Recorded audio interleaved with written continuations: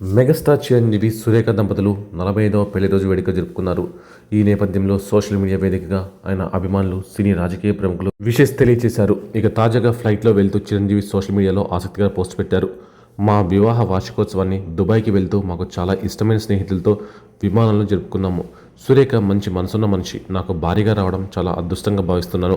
ఆమె నా బలం. నా చుట్టూ ఎప్పుడూ పాజిటివ్ వాతావరణం ఉండేలా చూసుకుంటుంది. సురేఖకు మనస్ఫూర్తిగా ధన్యవాదాలు అని చిరంజీవి పేర్కొన్నారు. కాగా చిరంజీవి ప్రయాణిస్తున్న ఫ్లైట్లో అక్కే నాగార్జున, ఆయన భార్య అమల, మహేష్ బాబు భార్య ఘట్టమనేని నమ్రత ఉన్నారు. కాగా 1980 ఫిబ్రవరి 20న చిరంజీవి సురేఖ వివాహం జరిగింది. సురేఖ అలనాటి ప్రముఖ హాస్యనటుడు అల్లు రామలింగయ్య కుమార్తె. సుప్రీం హీరో మెగాస్టార్గా ఎదుగుతున్న తరుణంలో ఈ వివాహం జరిగింది. వీరిద్దరూ ఒక్కటై 45 సంవత్సరాలు పూర్తయింది.